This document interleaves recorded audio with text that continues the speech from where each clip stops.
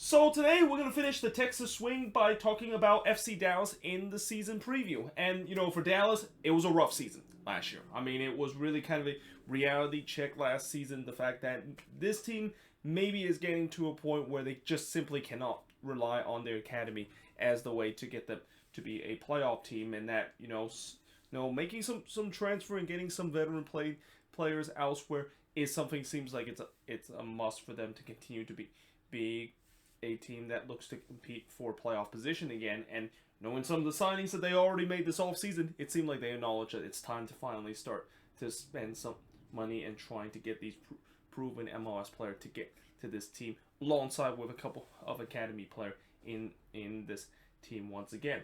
Now, last season, as I mentioned, they finished with a disastrous 7-12-15 record and finished with 33 points.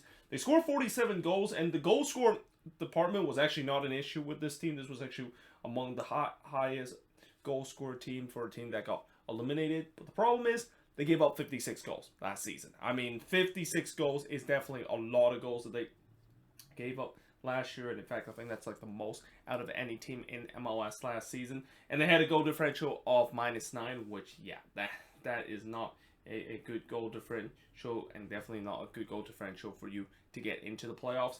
And they, of course, finished 11th in the Western Conference. Last 5 seasons, in 2020, they finished 11th in the standings. Before in 2020, they finished 6th in the standings. They finished 7th in 2019 before finishing in 4th place in 2018. And then in 2017, yeah, let's not remember that season if you're an FC Dallas fan, of how they just completely collapse in the second half of the season and miss out on the playoffs on the final day. And also, by the way, in terms of the season that they, of course, make it to the playoffs, in 2018 when they finished 4th, they got knocked out in the first round by the Portland Timbers. In 2019, they got knocked out by the Seattle Sounders in the second round, not in the second round, but in the first round in that crazy 4-3 victory that the Sounders had against Dallas after extra time.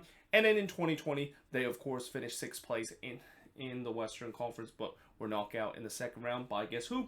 The Seattle Sounders once again. So, again, this team, when they do go into the playoffs, the one team, or at least 2 teams that they do not want to face is the Portland Timbers versus the Seattle Sounders, because I mentioned before how Dallas just hate playing those team. Like, it's the ultimate kryptonite that when they do face against a Cascadia team in the playoffs, it's almost like an automatic loss, and that they pretty much are going to be eliminated in those games. Now, in terms of player that they bought in the transfer window, as I mentioned, they definitely spent some big money to get some decent player. One of them is Alan Velasco, who they just signed yesterday from Independiente for a record amount of fee. I think it was around $4.5 or $5 million that they, of course, got him, but nevertheless, it's the most that FC Dallas, of course, have spent on a player. And almost kind of like they saw what the Houston Dynamo made in terms of breaking their club record transfer fee, and that they kind of want to follow the same suit by basically breaking their own club record transfer fee too. They, of course, got Paul Arriola from DC United, and that's also a record in terms of general allocation money, where they pay $2 million general allocation money, and it could be $2.3 million if you add the performance basis incidents there. But yeah, that's obviously a lot of money that they spent on. They also got Dom Dwyer from Toronto FC, but he actually is no longer an FC Dallas player because they, of course, buy his contract out. Then they, of course, got 4 players in the Super Draft. They got Lucas Barlin. I'm not even going to attempt to pronounce his name because I know I'm going to absolutely butcher it. You got Alex Smear and Isaiah Parker as the other player that got drafted by FC Dallas in the Super Draft. Now, in terms of player that is leaving this team, obviously the biggest name leaving this team for FC Dallas is Ricardo Pepe, going to Augsburg for a club record transfer fee of $18 million. They also lost Brian Acosta in the re-entry draft, and now he is going to be going to the Colorado Rapids. They have John Nelson, also lost him in the re-entry draft, going to FC Cincinnati. And then they have Justin Che, who quietly also made a big money move to Europe and going to Hoffenheim. Though, when you look at the amount, it isn't as big as the transfer that they had with Ricardo Pepe going to Augsburg. They also don't have Brisson anymore, who is a free agent. And as I mentioned, Dom Dwyer no longer on this team and is a free agent after FC Dallas exercised the buyout contract. And then they also have Kyle Zubek, who decided to retire this season. And then a couple of players that was on loan that they decided to not buy them outright. Includes Andres Ricardo going back to Independiente Medellin, Felipe going to Gremio, and then Freddy Vargas going back to Deportivo Lara. Now, optimism for this FC Dallas team. Again, they splash out the cash for some quality player. I mean, that's kind of one of the things that has been a problem for this team, where they tend to be very cheap in terms of some of their signing, and their fan base are kind of getting tired of the fact that this team is always being cheap in terms of signing players that is not from their own academy. They also still have loads of cash to sign even more players. So the good thing about the Ricardo Pepe deal is that, because they got such a big amount of cash available in their stock, they can still sign some players to kind of improve the depth of this team. And as I will talk about a little bit later in the concern part of this video, yeah, they definitely have some players that they might think about, or some position on their team that they need to, of course, use that cash that they got from Ricardo Pepe, from transferring to Outspur later on, at least later there in these next couple of weeks before the season start, or during the summer transfer window. Now, concern for this team is Alan Velasco, of course, the real deal. Now, so far I have heard a lot of good things about him, but the question is, we've seen this before with FC Dallas, and how, when they make some decent signing, and how people say that, oh, that player's going to work out, and it turns out he was a huge flop. So, no pressure on the 19-year-old kid to be a guy that, of course, will work out and basically is a DP to this team. I mean, when you're labeled as a designated player in this FC Dallas team, it's almost like a curse. Like, this team just, for whatever reason, they cannot sign a decent DP ever since Mauro Diaz left them back in 2017. So, no pressure, Velasco, in terms of trying to, of course, live up to the price tag that FC Dallas basically bought him for.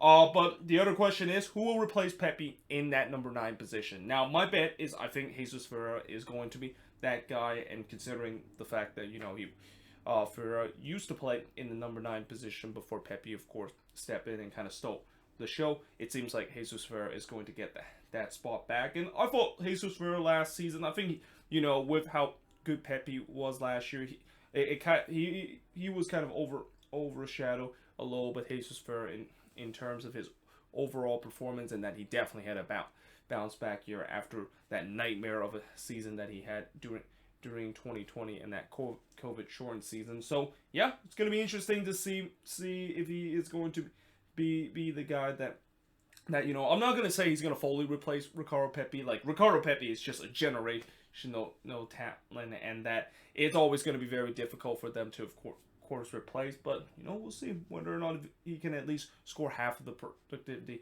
that Ricardo Pepe gave for the team, especially in the number 9 position. And then, of course, the other concern for this team is the backline. It saw no changes during this offseason, and that's kind of concerning, consider this backline, as I mentioned, one of the worst backline in the league, and one of the backline that gave up the most goal in the league. And the fact that they decided not to do anything about it, they could be in for another season where their defense is going to be relatively weak, and that Jimmy Maurer has got to be ready to of course, bail them out. I mean, don't get me wrong, Jimmy Maurer, I think he has started to really get the reputation of being one of the more underrated goalkeeper in the league. But the fact that, he's not, there's a reason why I would say that he hasn't been considered a top 5 goalkeeper, because, when you look at the stats that he has, it's been pretty ugly with the way that his backline kind of let him hung out to drive game in and game out. And the fact that Dallas did not decide not to address that this offseason, there could be that concern, the fact that they're going to be giving up a lot of goals heading into this upcoming season. Now, in terms of MVP for this team, I am going to say,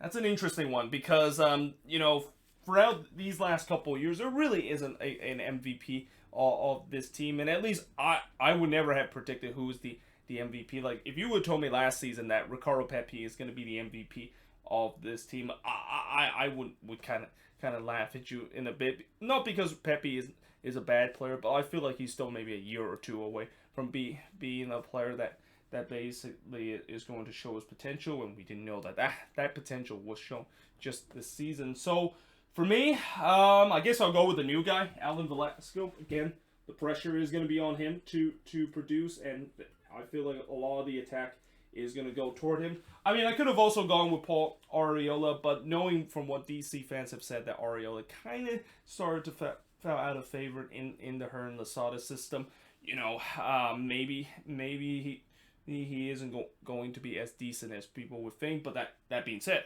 out in the world, the Dallas decided to pay $2 million general allocation money to get him. Like, they know that he's definitely a decent player, and I think he is. I mean, for a guy that has been on the U.S. men's national team, you got to be a decent player to, of course, be on the national team every day out. So I think it's kind of between Velasco and Arriola, but I'll go with Velasco because of the big price tag and there was just so much promise that from what we heard about him going to come into the league and do very well. I think he's going to be the MVP of this team.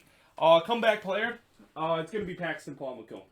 So it's hard to believe that a couple of years ago, Paxton Mccomb was kind of labeled as that next big FC Dallas player that is going to be making the big money move to Europe, and even some that said that he's going to be a future U.S. men's national team captain. Yeah, it hasn't worked out, and a lot of that hasn't worked out is because of the numerous injuries that he have suffered, and that he's almost made out of glass with the way that it's just been injuries after injuries that he is going to of course have suffered. But the reason why I still go with him as the comeback player is the fact that I think there is still a chance that he can be that player that can live up to his potential. And yes, injuries of course have hinder that, but there's going to be a time where this year I think is going to be the year that he is going to shine, and who knows, maybe if he is going to have a breakout year just like what Ricardo Pepe has, maybe he is going to get that move, and maybe even will be back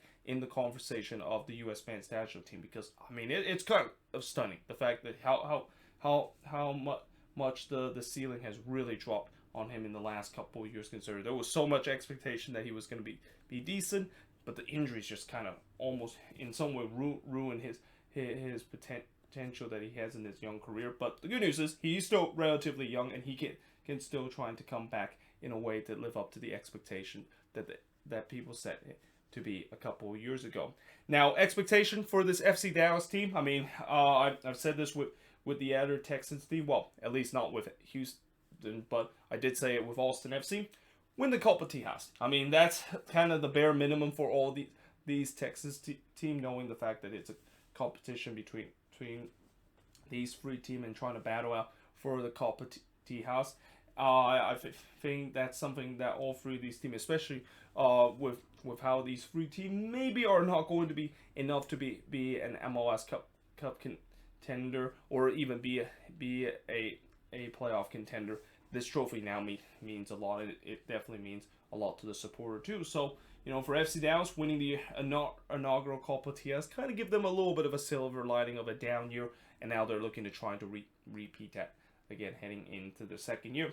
I'll make it back to the playoffs. I mean, again, this team does not miss the playoffs often, and last year was, I think, only the second time in the past 10 years that they missed the playoffs. So yeah, this is a team that has been consistently being in the playoffs for the last 10 years, and we'll see whether or not if they can, of course, do so. And then, of course, the other expectation, knowing the fact that FC Dallas will forever be a team that is known by their academy, producing some really good talent, and especially when you look at the U.S. men's national team right now, literally almost half of the team is FC Dallas academy product. So, there's no doubt that this is always an expectation for this team, that they are going to once again produce a decent player that they're going to be selling off to Europe. And whether if he does get minutes with this team or not, they're going to do that. And I won't be surprised that we're going to hear some more players, or even an unknown player that come out of that Dallas academy, play for this team, or not even play for this team,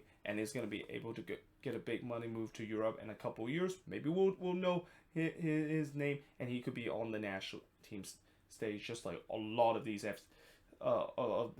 U.S. men's national team player that comes out of the FC Dallas Academy. But there you have it. That is pretty much it for the season preview of FC Dallas. Let me know in the comments below, what do you think of this video? If you're an FC Dallas fan, what's your optimism, your concern, and most importantly, your expectation about this team coming into this season? But yeah, hope you guys enjoyed this video. If you do, make sure you guys see a like, smash the subscribe button, and yeah, I, of course, will see you guys next time.